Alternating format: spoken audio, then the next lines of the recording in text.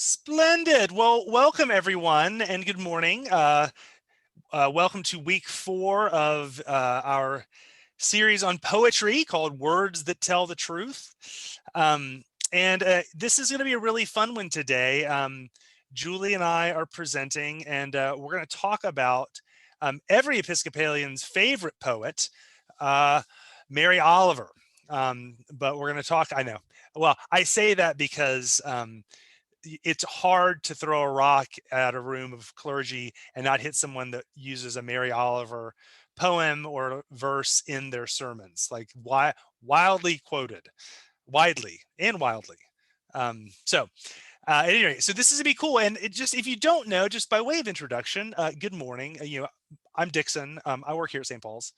I'm one of the priests, and I'm really pleased to present with Julie Smith, who's a parishioner, the head of school at Salem Montessori. But also, Julie, could you talk about a little bit of why you are connected to poetry and how you connected to poetry? Sure. Well, I think point one is my mother began as an English teacher. So the house was full of a love of words and had the privilege of a lovely education with an English minor. And just sort of the tendency for words to overflow poetry. If you were here last week, I said poetry is scarce, and what's not mentioned is often as important as what is. And as I journeyed on, actually in my last job, I began a weekly letter to the staff, and I started adding poetry. And I found poetry to be a really lovely way to open up our hearts. And usually the poet is, not always, but in the poems we're using in this, I feel like there's often sort of a window into transcendence. And so I love the way that poetry will sometimes linger, I would say, in my head, but I think it's really in my heart. And so in the last 10 years, I've just really fallen in love with using poetry in my daily practice, in some of the classes I teach, both secular and sacred. Of course, everything's sacred, but some are more overtly sacred than others. And I'm excited that we can look at Mary Oliver today. I chose her reluctantly because I think people think they know about her. So that makes it more tantalizing that she's way beyond wild geese. So anyway. That's awesome. And as much as Julie connects with poetry and is bringing sort of a personal love and connection to it, I'm not. Poetry's awesome. Love it. But I do find myself being like, okay, how am I engaging in this? I don't sit and read poetry as much. If you're like me, this class is also for you. If you're like Julie, this class is also for you. It's been really cool to get to sit with Julie and kind of learn how to love something by watching somebody else love it. So we're going to start, though, not with the poem this week. We're going to start with our Bible text this week. And so this week, we're dealing with the book of Ecclesiastes.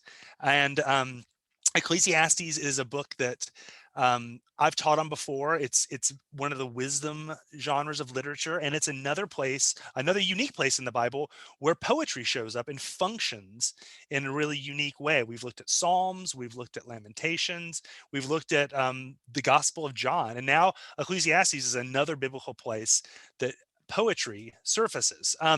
So I want to ask first, what do you already know about Ecclesiastes? I did a couple of weeks of classes on it a few Lents ago. So you may have some memories there, or it may just be the thing that you're like, Ecclesiastes, isn't that the part of the Bible that you kind of skip over? Like, what do you remember about Ecclesiastes? And throw it up in the chat box, and or raise a hand, and Sarah will call on you.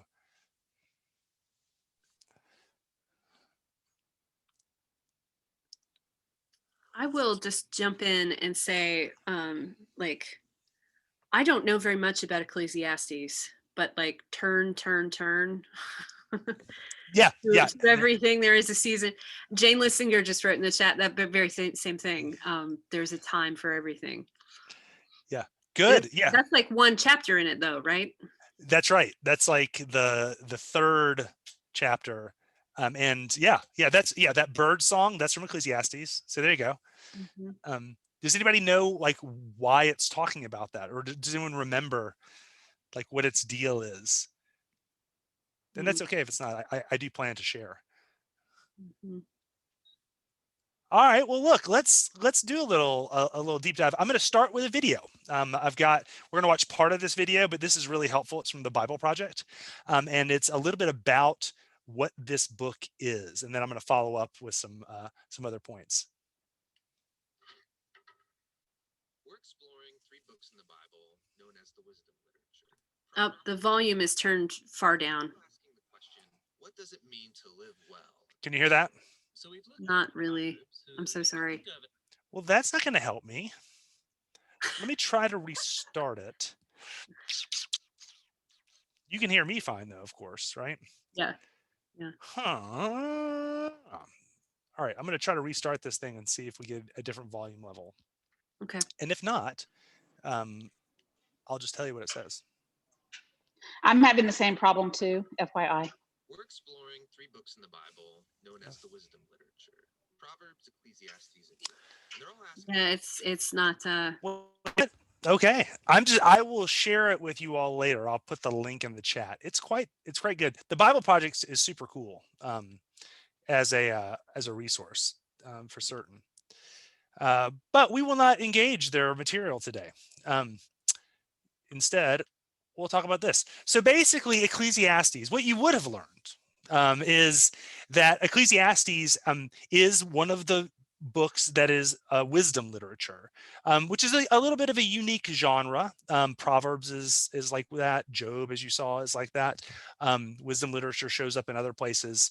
And it is, as a book, it's something that even like by the time of Jesus, its inclusion in the Jewish canon was still being debated.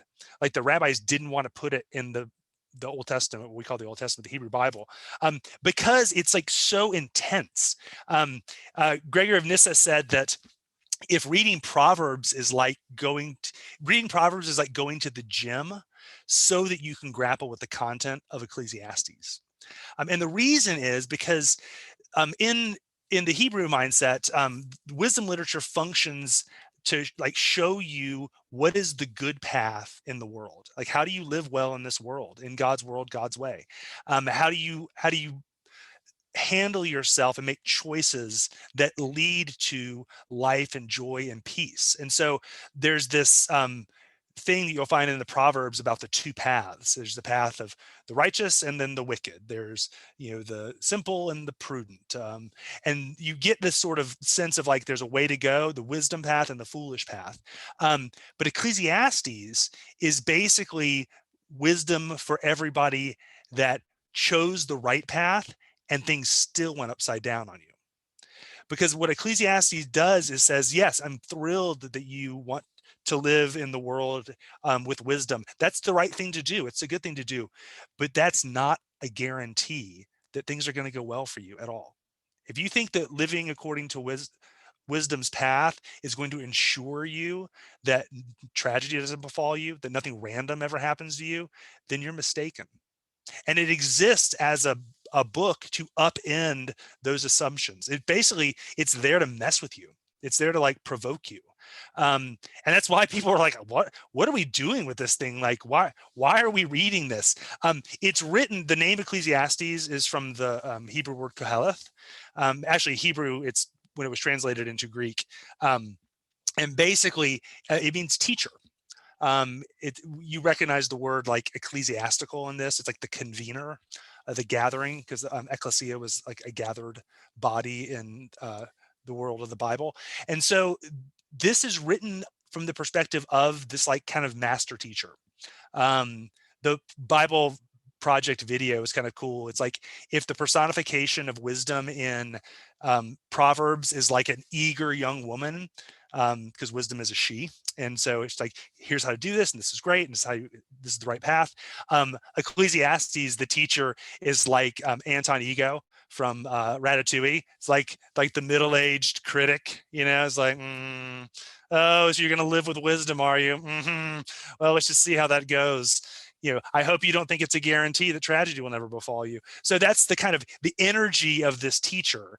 And the time period that this text came together was a time of prosperity in Jerusalem, and it was a time of peace. And so what you've got is kind of the wisdom of an older teacher speaking to young people, particularly like the future leaders of Jerusalem, who basically have only known plenty and only known prosperity. And so the wisdom of Ecclesiastes is like, hey, look, don't let that stuff get in the way of you figuring out what matters and what doesn't, because things can go upside down on you. Things won't always be this way, right? There's a wisdom for that kind of path too. I mean, does anybody else feel like maybe they're living in a time that they resonate around Ecclesiastes? Like you're like, oh yeah, like I was doing great a year and a week ago. I was going out to dinner, right? Like I was hanging out without masks on. Like things can go sideways quickly, right? And one of the things that the teacher uses to convey this truth to these young people is the word havel. And it gets translated in a lot of the English Bibles as meaningless. And so you might remember like meaningless, a chasing after the wind, meaning it'll show up in our reading today as meaningless. But it doesn't mean like without meaning or value. What it means, havel in Hebrew means vapor. It means it's like smoke. It is something that comes and goes. It exists for a moment and then it dissipates. And one of the things that the teacher says is like, look, really, all of this under the sun, as he calls it, like everything in this life from birth to death, it's all transitory. It's all temporary, including your very life. It's temporary. So like if you give yourself to the pursuit of riches and or like a career path and like that's where you're looking for life, it's not going to last. You got to go for the life that's beyond that life, right? So when you see havel show up, it does not mean without value. It's in fact it's quite the opposite, right? When you know something is temporary, it supercharges the meaning of it. It supercharges the value. When you're like, oh man, this is a gift. This time right here, because you don't always have it. So that's kind of what it's about. Other things to know is that you'll find in Ecclesiastes a lot of repetition, like it repeats itself over and over again and kind of makes the same point over and over again. And part of that is because the teacher knows that we forget stuff pretty frequently. Like we're pretty forgetful. Like the text that Sarah preached on this Sunday, we heard those same collection of lections 3 years ago. Like, why do they show back up again? Didn't whoever preached last year, didn't they stick the landing? Like, you mean there's a new word to be spoken about this? And part of the reason that we do things with repetition as human beings is because we're wired to forget all the important stuff and remember the unimportant stuff. Like how many of you have sat up grinding over the one negative email somebody sent you in a day full of good things, right? Like you forget the good stuff. You're like, and we feel like we need more of it to outweigh the minuscule bad stuff, but we're built to remember that which doesn't matter. And so you find this repetition in Ecclesiastes over and over again. Okay, so I'm going to stop there. So that's kind of your instant expert. So what we're going to do is we're going to read a section of the text, and I want to invite you to do like we do. When you hear this, what sticks out to you? What troubles you? What seems cliche? What sounds weird? Whatever grabs you when we read it, meditate on it, make a note of it, and then we'll share afterward. And we are in Ecclesiastes, by the way, chapter 9. And I've not taught on this section before. So if you've heard me teach on Ecclesiastes, you haven't heard this piece. So I reflected on all this and concluded that the righteous and the wise and what they do are in God's hands, but no one knows whether love or hate awaits them. All share a common destiny, the righteous and the wicked, the good and the bad, the clean and the unclean, those who offer sacrifices and those do not. As it is with the good, so it is with the sinful. As it is with those who take oaths, so with those who are afraid to take them. This is the evil in everything that happens under the sun. The same destiny overtakes us all. The hearts of people, moreover, are full of evil, and there's madness in their heart while they live. And afterward, they join the dead. Anyone who is among the living has hope. Even a live dog is better off than a dead lion. For the living know that they will die, but the dead know nothing. They have no further reward, and even their name is forgotten. Their love, their hate, and their jealousy have long since vanished. Never again will they have part of anything that happens under the sun. So go, eat your food with gladness, and drink your wine with a joyful heart. For God has already approved what you do. Excuse me. Always be clothed in white, and always anoint your head with oil. Enjoy life with your wife, whom you love, all the days of this meaningless life that God has given you under the sun, all your meaningless days. For this is your lot in life, and in your toilsome labor under the sun. Whatever your hand finds to do it with all your might. For in the realm of the dead, where you are going, there is neither working, nor planning, nor knowledge, nor wisdom. The word of the Lord. So, friends, what stuck out to you? What troubles you? Is there anything you find cliche? What regrets do you have about coming to this class? I just wrote ugh in the chat. Sarah, why If you go back to the Ann Armfield just wrote, yikes, this is bleak. Jack Scruggs wrote, why bother? Go to the second page of this text. I was really troubled by, like, it seems to take a positive turn of like, go eat your food with gladness and drink your wine with a joyful heart. Always be clothed in white and always anoint your head with oil. Enjoy your life all the days of this meaningless life. That was a sharp turn into like all the things that I would call good and all the experiences that are blessings to me, put in the light of meaninglessness, bothers me. And it's hard to, because again, the English translation blurs the meaning a little bit. It's not meaningless, like it doesn't matter. Like I think Jack's quote about why bother, that's the what you can mistake Ecclesiastes to be saying, is like nothing matters, do whatever you want. In fact, what it's saying, it might be quite the opposite, because it's like, enjoy life with your wife whom you love all the days of this temporary life that God has given you under the sun, all your temporary day, right? It's about the time-bound limitedness of stuff. Yeah. The chat is blowing up, so let me jump in here and throw a little bomb out there. I don't know if you're planning on having discussion right now, but Tina just asked a really good question about this text was written before Christ, so they don't believe in everlasting life. Yeah, so great question. In Judaism, the concept of afterlife is still developing during this time that Ecclesiastes is written.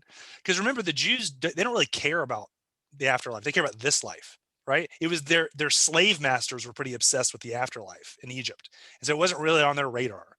In exile, they get introduced to things like Zoroastrianism and other things that like have the different concepts of like post-spiritual ideas, or post afterlife, it's like spiritual ideas. But in Hebrew consciousness, there's also no like there's no sense of spirit. Like there's no word for spiritual. Like everything is this world. It's an incarnate religion.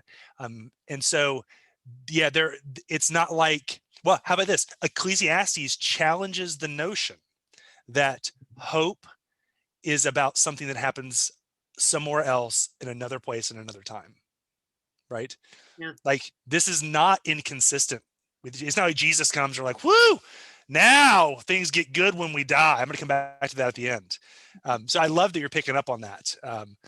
It's like, Ecclesiastes is, and Jesus too, isn't really interested in life after death. It's interested in, do you think there can be life before death? That's a good way to put that. Jack Scruggs says, eat, drink, and be merry, for tomorrow we'll die. Isn't that a Dave Matthews song? It's Jesus. Yeah, Jesus quotes this, right? When he's talking about people that are like, hey, can we just do whatever we want? And Jesus riffs on Ecclesiastes. I love that you're picking up on it. Yeah. And yes, Dave Matthews does at it. And Burr observes that you explained that the word is not meaningless, that ephemeral is a better word. Linda is observing that living life to the fullest does not seem so bleak. And Nancy Montgomery says that life is valuable and better than death. Yes. That might be a good place to well, yeah, let's jump in. It's so good, y'all. So good. So a couple of things that are happening in this that are interesting that I want to point out to you. And then we'll get to Mary Oliver. I need to move fast, don't I? Okay, so one of the things that happens in Ecclesiastes is that the teacher constantly contradicts himself. And so, for example, chapter 7 was just, we didn't read that, but if we had read that, you'd get to chapter 9 and be like, dude, you said the opposite thing 2 chapters ago. Chapter 7 says, a good name is better than fine perfume, and the day of death is better than the day of birth. But chapter 9 just said, anyone who's among the living has hope. Even a live dog is better off than a dead lion. Well, which is it? Is it good to be dead? Or is it good to be alive? Like, which one's better? You're saying both are and part of what the teacher is doing is the teacher is messing with you. The teacher is trying to desituate your assumptions. The teacher is provoking you. Oh, do you want to know who this teacher is right now in our day? Who the voice of this teacher is? Kate Bowler is this person in our culture right now.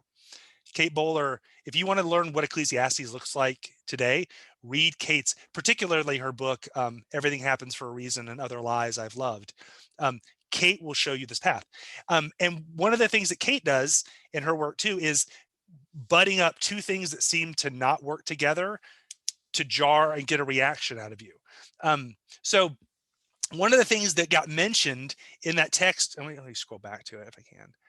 Or did I put it before this? Yeah. So remember the stuff about the dogs and the lions, right? It says, this is the evil in everything that happens under the sun. Like, this is why it stinks. The same destiny overtakes us all. That's the grave. The hearts of people, moreover, are full of evil, and there's madness in their hearts while they live. That kind of folds into the lections for this Sunday. It's kind of cool. And afterward, they join the dead. Anyone who is among the living has hope. Even a live dog is better off than a dead lion. So a couple of things that the teacher is trying to do with this imagery, and this is particularly poetic imagery, is it not? It's not a metaphor. It's not a simile. It's not an elaborate object lesson. It's like poetic text that's trying to say something. So things to know. First off, the word hope here, okay, in Hebrew, it's called bidachon. And that word, like for us, we see hope and it's like, it seems to be projecting like something in the future, or it has like a sense of uncertainty to it, So if someone's like, hey, you coming to my birthday party? I hope so, right? That's a sense of like, I might be there, I might not, like if your spouse joined you and was like, I really hope I love you, you would be troubled by that. But in the word bidachon doesn't really mean hope. It means more certainty. So there's something that the teacher wants you to know that the living are certain about. Anyone who's among the living has hope. Anyone who's among the living knows there's a certainty to their existence, right? And then he's like, so to clear it up, even a live dog is better off than a dead lion. Come again? All right. So here's what this is about. In the ancient world, lions were like we think of them today, right? Majestic, king of the jungle, Simba, whatever, like this sort of regal signs of royalty, signs, a symbol of strength. Lions really projected that. However, dogs were perceived very differently than we perceive them today. Like, I don't know about you, if you've got a dog, you may be tempted to treat it like it's one of the members of your family and not your pet, right? Does anybody like have a dog, but you speak to the dog in the third person like you're the mommy or the daddy? Does anybody know what I'm talking about? Dad's got to go to the store, mom's going to feed you, right? Or we like dress our dogs up. Our dogs sleep with us, if you're that kind of dog lover. Like dogs are accessories. I've seen people carry dogs around like a purse. So we've got this sort of like man's best friend vibe with dogs, but in the ancient world, that was not how dogs were perceived. Dogs were scavengers. And in a season in a region where resources were scarce, dogs were like competition. If there was like a battle that overtook a village, and like the dead were laid out, the dogs would come and eat the dead. Like they would be like they would come in and try to get your food. So dogs were not your friends. They were not man's best friend, certainly not your best friend. And so when you hear the word dog, it's like it's talking about like the least and lowest regarded person, like in a culture, or status in a culture. Like dogs are like the bottom of the barrel. There's this weird line in Deuteronomy. I think I put it up here. Oh yeah, no Israelite man or woman. This is when they're getting the instruction of the law. Is to become a shrine prostitute, because that was a thing in worship in the land that they were going to enter, temple prostitution. You must not bring the earnings of a female prostitute or of a male prostitute into the house of your Lord and the Lord your God to pay any vow, because the Lord your God detests them both. The word male prostitute here is the Hebrew word for dog. It's like that's the metaphor. That's the euphemism. Okay. So when you get dogs and lions, and you get this teacher that's saying, hey, even a live dog is better off than a dead lion, the teacher is trying to say, look, even if you are the lowest possible state in this on this world, on this earth, that is better than being dead and being like having been super rich, famous, whatever. Because what does that person know? That person knows that they are alive. The thing that the living are certain about is that they are actually alive. They're like awake to actual life. They have the possibility of life in the here and the now. Do you see how like anchored this teacher is in keeping you present to this space and time? Right. And so what the teacher wants you to know, and I'll wrap up with this, is the teacher's really trying to get you to see that there's a difference between the things that happen to you in your life and the fact that you are alive. This is really hard for us to learn. All right. Jesus makes the same point when he offers contradictory sayings about like, hey, in this life you will have trouble, but take heart, I've overcome the world. And he says, I've come to give you life and life to the full. Like what? Jesus is trying to wake you up to the same thing. There is a difference between the things that happen to you in your life and the fact that you are alive. And what I mean is, and it's what the teacher wants you to know, is that if you think that the fullness of heart and joy and a sense of wonder and awe at your very life and existence, if that comes from external circumstances, then you are going to be miserable in this world, because all external circumstances are vapor. They change. If you anchor your joy and your happiness in stuff that changes, then your joy and your happiness fluctuates too. And the teacher is like, kids, it doesn't have to be that way. Don't make that mistake. Don't see your plenty as something that is providing for you joy and life and peace. Joy and life and peace come from inside, right? They're things Jesus talks about as living water that flows out of a person, right? And the teacher is trying to wake you up to the fact that what the living know and they're certain about is that they are alive, is that the path for you to follow to find that joy and peace is not in the stuff that's temporary. It's in the stuff that lasts and is now. And so wake up to the wonder and awe of your own existence, and you will start to find this joy. You will start to find it, even though your life will end, you can live in a way that you are awake, alert, with a full heart, and fully vibrant and alive. And that's what the teacher wants you to know. The teacher's like, look, so many of us spend time, and I'm going to just move on. Like we live as if we are like sitting on the beach with like toes in the sand, beverage of hand and choice of choice in hand. The breeze is blowing, and we're sitting there and we're like, I cannot wait till my next vacation. Teacher's like, I know you do that. I know this is where we go. Wake up to the fact that what you're looking for, you already have. And the way you find it is by recognizing the wonder and awe and gift of this present moment right here, right now. Be fully alive to this space, this time.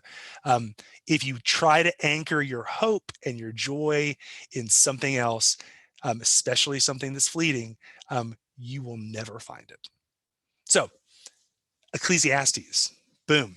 I went a little bit long, but now we're going to pivot, and I'm going to pass the baton to Julie to talk about how this concept works with regard to the poetry of Mary Oliver. So as we pivot, that was quite a lot to take in.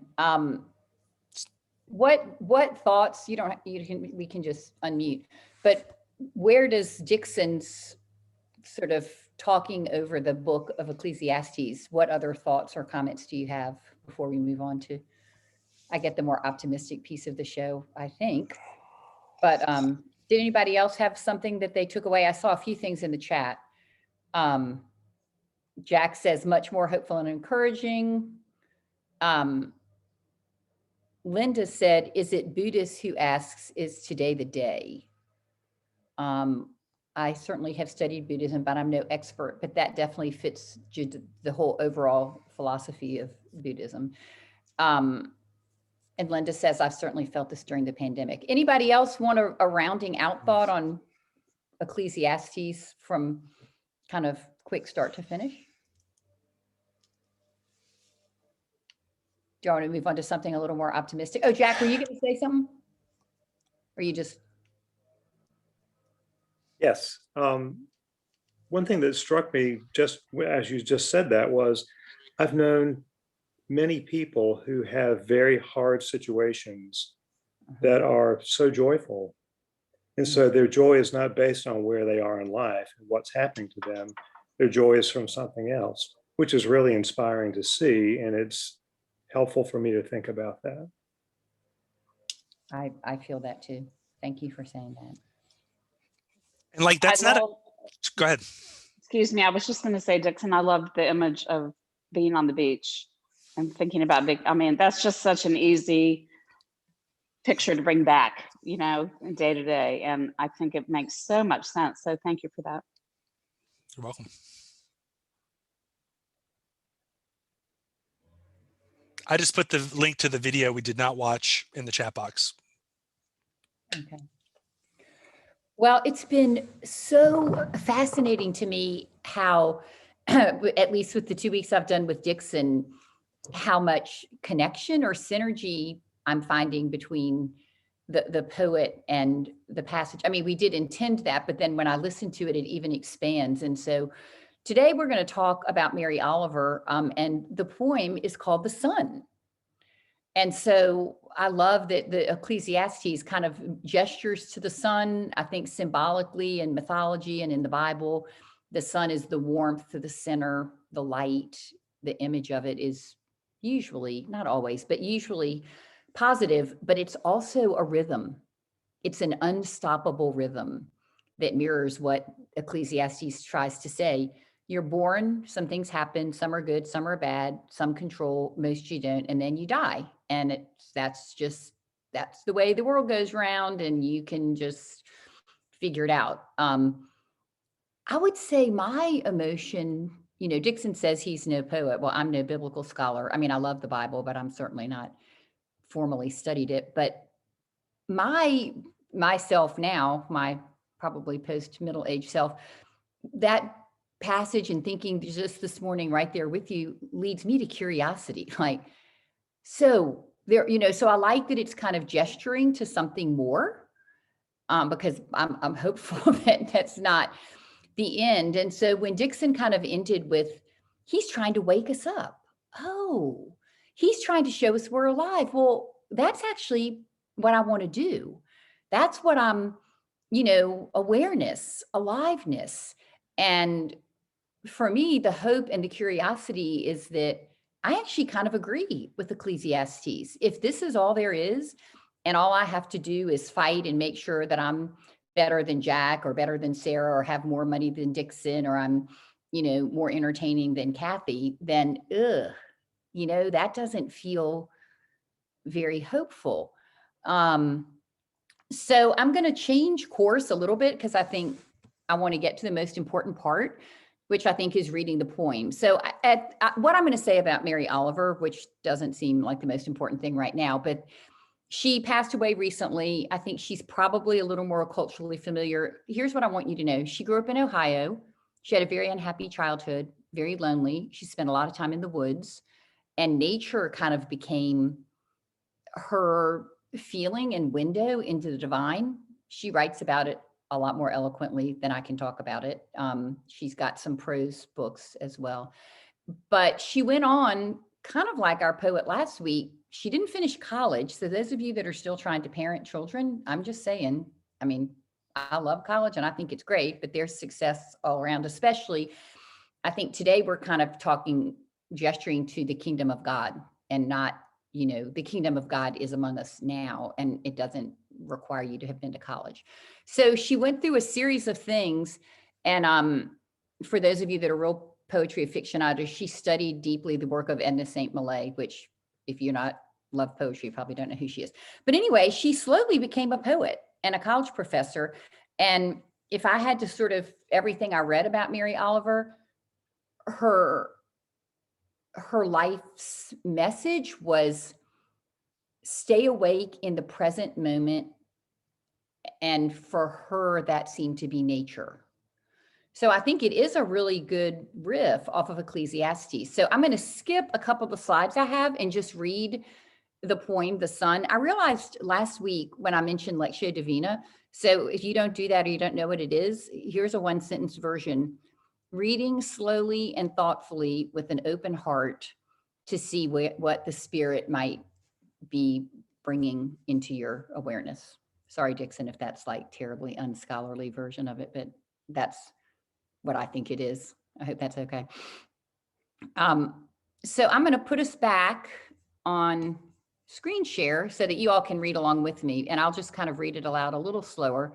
I am going to skip a couple slides just in light of honoring your time and leaving some room for you. So this one I'm not going to skip. Here's Mary Oliver. If you don't know her, she loved dogs. So Dixon and I just coordinated everything, didn't we, Dixon? She's the modern version. I mean, look at her. She is reading her poetry to her dog. I just couldn't resist. This is part of the natural world around her, Provincetown. We're not going to talk about that. You can read about her. We're going to skip that.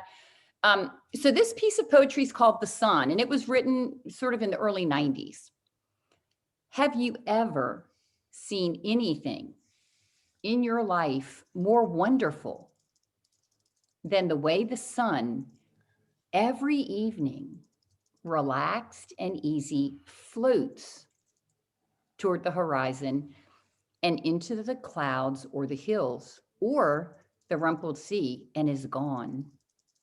And how it slides again out of the blackness every morning on the other side of the world, like a red flower streaming upward on its heavenly oils, say on a morning in early summer, as its perfect imperial distance. And have you ever felt for anything such wild love? Do you think there is anywhere in any language a word billowing enough for the pleasure that fills you as the sun reaches out, as it warms you, as you stand there empty-handed? Or have you too turned from this world? Or have you too gone crazy for power and for things?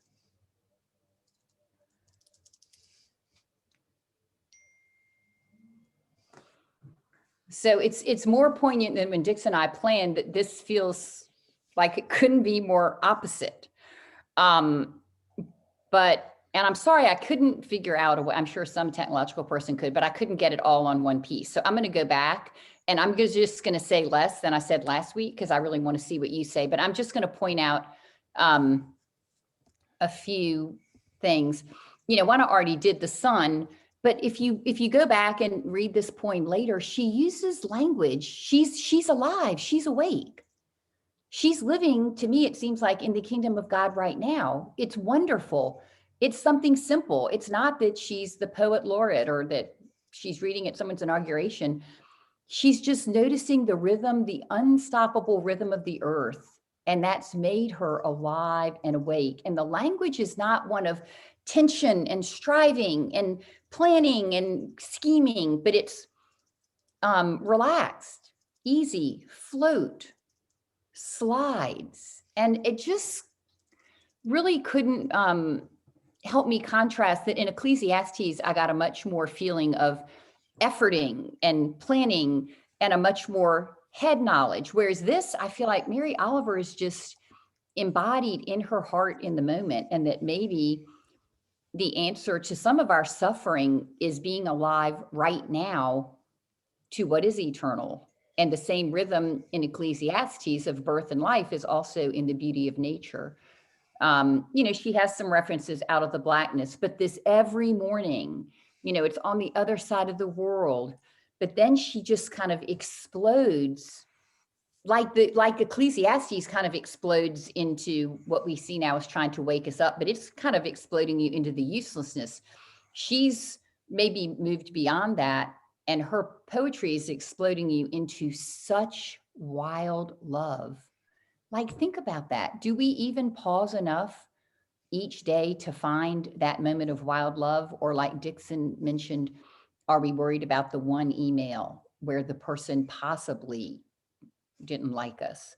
And then she kind of rounds it out at the end with filling you, warming you as you stand there. So I love the stillness. I think being awake and alive causes a certain amount of necessity to at least an inner stillness, or you're not going to see. You're not going to be drawn into that kingdom awareness. But then the thing that stands out to me, maybe not the most, but empty-handed. And so a question I'd like to pose to you all is, what does she mean by empty-handed? Or have you turned from the world and have you gone crazy for the power of things? So I think the ending, I feel like she's kind of setting us up, like, we're walking, it's beautiful, we're out in nature. We can all picture that. I'm sure we've all seen the sun and we've all hopefully felt some, but then she pauses and says, but to really see it, you're empty-handed.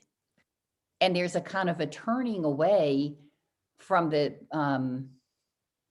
one rhythm of the world into what I think she's calling us for, into God's rhythm. And God's rhythm and God's view of time don't actually have anything to do with when we were born and when we die.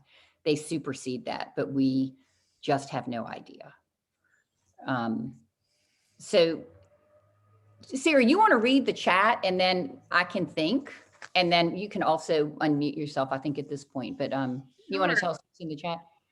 So we've got a kind of statement from Tina saying empty-handed equals no baggage, just be present to the current beauty before you, which is a lovely image.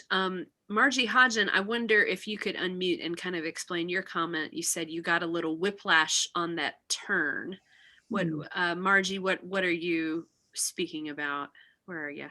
I don't know. It's just that it was so, well, Ecclesiastes does that too. It was just, I was listening to it. I wasn't really reading it, but I was listening to it be read, and it was it was so beautiful and wonderful. And then boom, it just ended like, I don't know. I just felt like I had to go, wait, what? Yeah, like kind of my reaction to the Ecclesiastes, right? Right. Yeah. I was like, this is such a beautiful poem. Wait, what? We're having fun here, and then boom.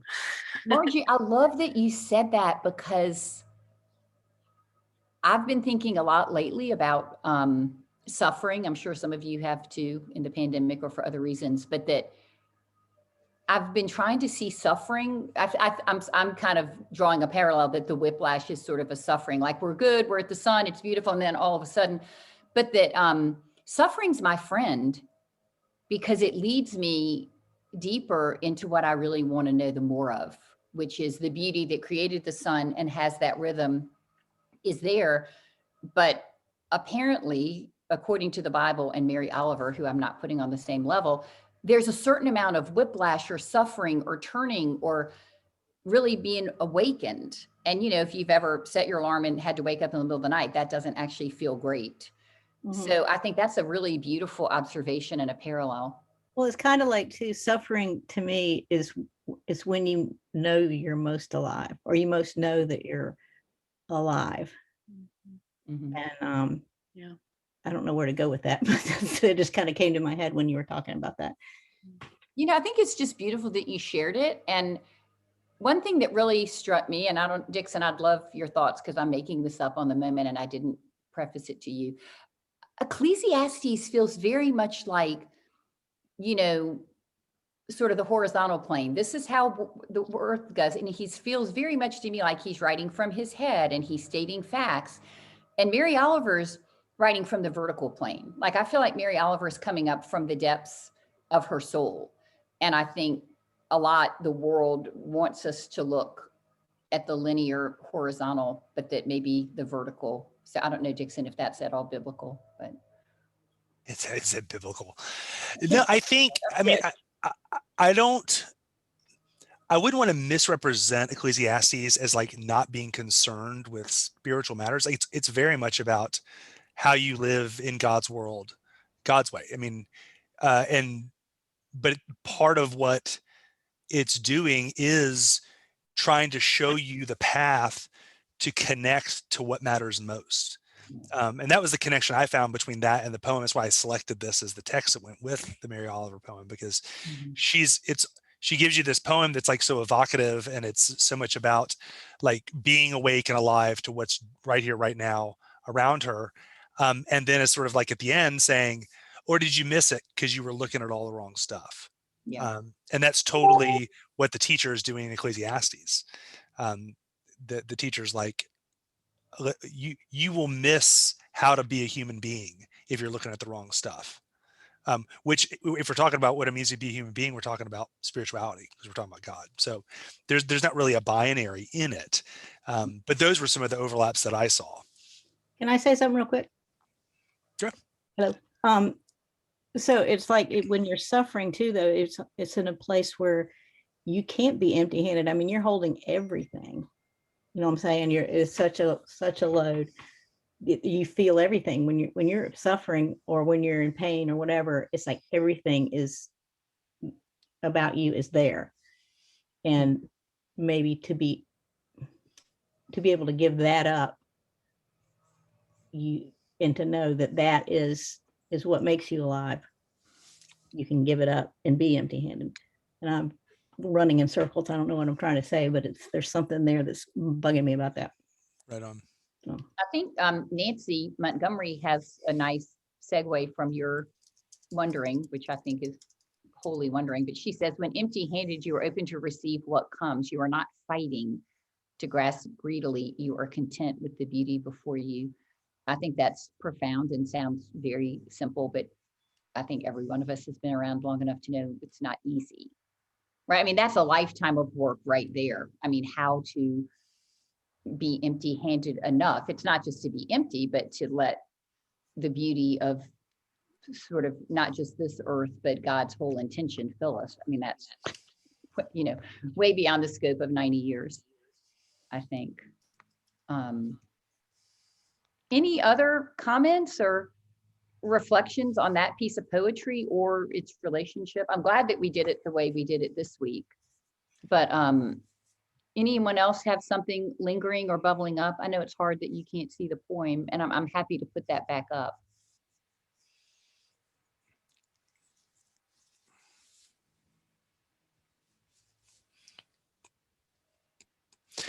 I'll add, while people are sort of reflecting, that the same, Julie, when we were planning this, you said, oh yeah, like the Ecclesiastes thing, like Mary Oliver is doing a version of that for today, in this particular poem.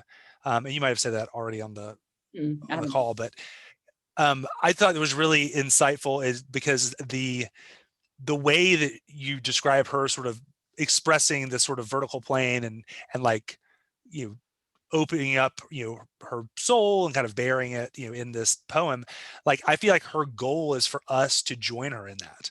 You know, she wants her reader to sort of be like, oh, that's helping me open up in the same way. And that's, I think, good poetry is supposed to work that way. And I would say that's totally what this ancient wisdom literature is doing too. It's trying to show you how to open up. It's doing it a little more confrontationally.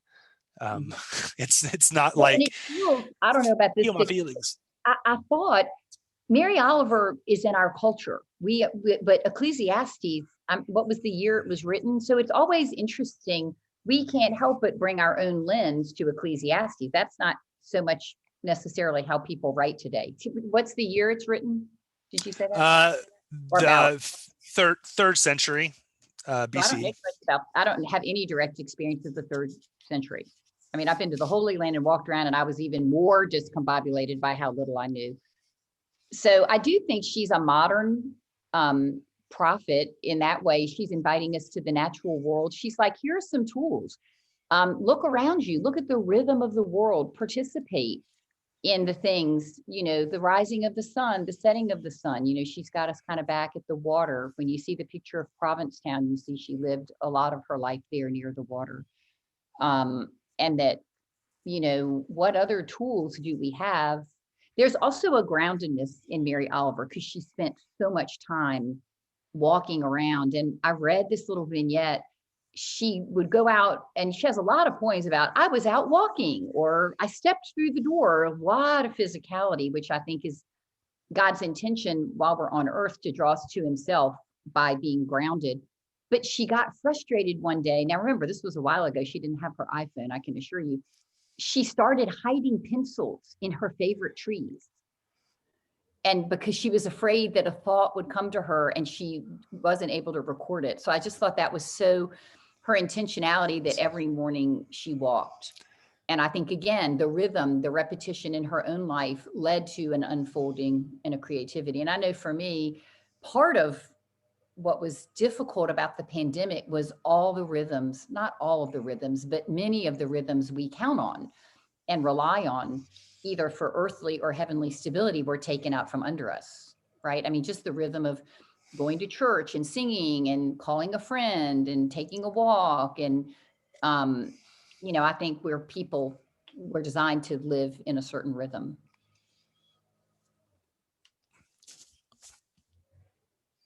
Any other thoughts or reflections? I see Jack's hand. I thought about the rhythms of the pandemic too, and mine were different for sure. And what I found was that spent a lot of time in my head about what was different, and then periodically I would have these epiphanies where I would look at things completely differently, and they'd be brand new, and I'd go, "Wow, look at that," which was wonderful. I just wish I had more of those. That's beautiful. I think Mary Oliver is inviting you to have more of those. Like when you say epiphany, I hear alive, awake, you know, that you were kind of going along and then, you know, Yeah. I paused.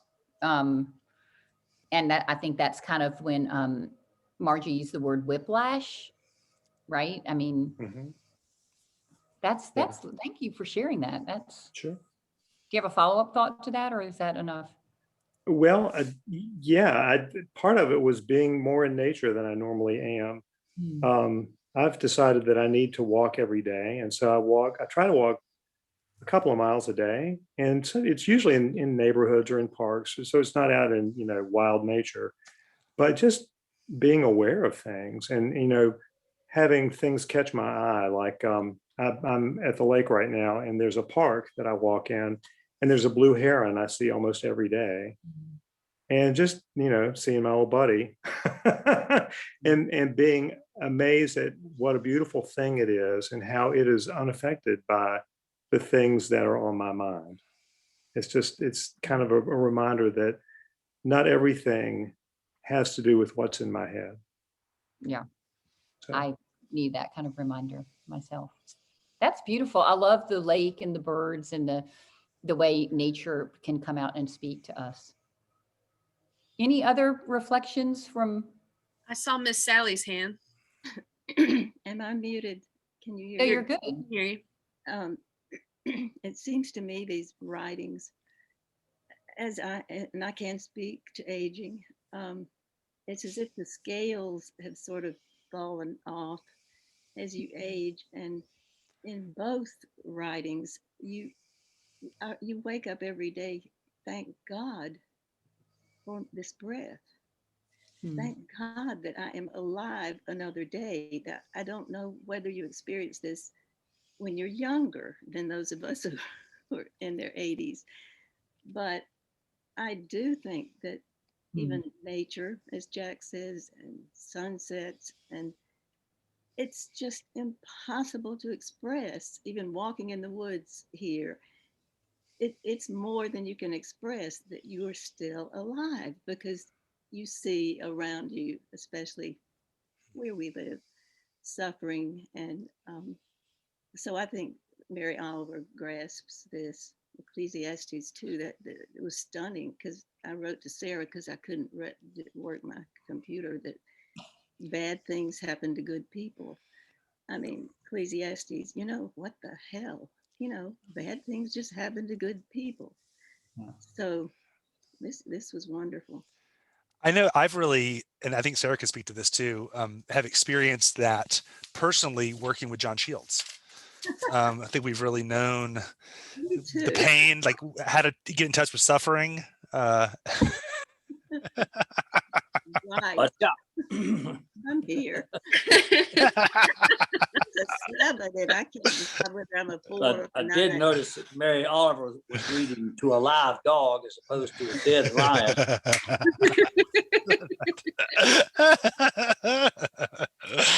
Yes. For the curious, she does write some poetry about dogs and birds.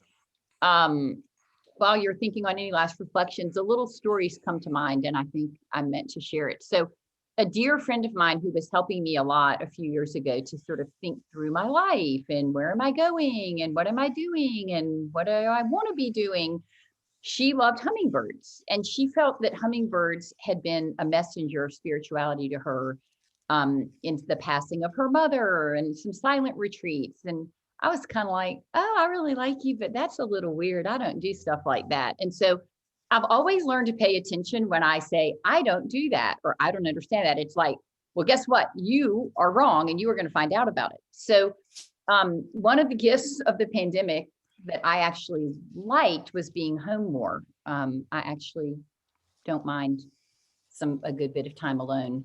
And when I would sit here in my dining room, there's a big picture window, and I noticed that there were hummingbirds. And I mean, maybe they were always there, but I was running around like a lunatic most of the time, so I didn't notice them. And I certainly wasn't home during the day. And I was like, oh my gosh, maybe my friend was right. Maybe this hummingbird is like a messenger of hope in the pandemic. But I was like, I don't know, you're acting a little bit crazy, Julie. But I sort of opened to that possibility. And in the summer, I had the privilege of suffering through whether or not to open the school. I have no idea. Should I open the school? Do I want to be in charge? Absolutely not. But guess what? I already was in charge. And so we were in our last decision task force meeting. And I was like, what do we do? Like, I have no idea. It's just kind of like, why am I in this position? This is terrible. I would never put people in danger. And I'm out of the window in a different room, a hummingbird flew by. And I felt like the rest of the task force felt like I was acting crazy. And I was like, if you were the one with the title head behind your name, you wouldn't be so excited about opening. Like, you don't understand. But I saw the hummingbird and I went away, and I just felt like it was the right thing to do to open. And so we did. But since that time, I've really noticed birds. Like, there's a hummingbird, not in the winter, but there's a woodpecker that lives outside. Has he always lived there? And then I just feel like there are 2 hawks in our neighborhood. And it's just been interesting that I think, Jack, I find once I started opening my eyes to nature, I saw it more and more. And I don't know what I've been seeing, probably masticating some terrible email from the day. And, I think there is a little bit of a choice of, do you want to be alive and look at the beauty, or not. And I'm a big fan of Richard Rohr, and I was reading him this weekend, and he said, you know, we spend so much time worrying about suffering, which, you know, but the other question is, why is there so much beauty? Why is there so much love? Why is there so much goodness? And I feel like my preparation and my experience of this class has led me to want to leave today with, why is there so much beauty? Why are all of you all so beautiful? Why are we here? And there are hummingbirds and herons and lakes and parks, and Mary Oliver and the Ecclesiastes poet, he's making me think. So I think that's kind of beautiful. I'm kind of sad that there's no more poetry classes, because now I'm just thinking of poetry all the time. But does anybody else have a last thought, either about the biblical piece or this piece or your own life or another poet? Yeah. Julie, I just wanted to know, this is Deborah Malmo. I just wanted to say that you need to make sure you see the current exhibit at Renolda, Oh, okay. because I know you My hang mother out told me there the same thing, like I that's do. parallel to the voice of God, my mother and you telling me to go see it. So Well, there are hummingbirds and birds, and you know, just based on what you said, I think you would just love what you would see. So thank you for saying that to me and to all of us. We should all go see it. Art is yeah. another way of beauty. Any other parting comments, or Dixon, you have one? Yeah, well, I was just sort of looking at the time and thinking maybe we wrap this up. But certainly we can stick around if people want to ask questions further. I do want to jump in and say we have 2 more weeks of poetry classes to go. So next week it'll be me and Mark talking, and he's sitting right here. I told him he needed to scoot his chair around, but anyway, Mark and me are going to teach on Thomas Merton and the Book of Jonah. And then for our final week, we are going to be having former canon presenter of Salisbury Cathedral. His name is Jeremy Davis. Come and speak for us. He has written a lecture on Anglican poetry, and actually is also going to include a Mary Oliver poem as well. I'm interested to see if it's the same one. Cool. And we're just really, really pumped about getting to spend some time with Jeremy. Mark and I just adore him, and I just am so excited to bring him to you all as a resource and as a scholar. So it's going to be a good rest of Lent, I think. Mm-hmm. Well, let me close us with a prayer from the prayer book. Remember these. For the beauty of the earth. Let us pray. We give you thanks, most gracious God, for the beauty of the earth and the sky and the sea, for the richness of mountains, plains, and rivers, and for the songs of birds and the loveliness of flowers. We praise you for these good gifts and pray that we may safeguard them for our posterity. Grant that we may continue to grow in our grateful enjoyment of your abundant creation, to the honor and glory of your name, now and forever. Amen.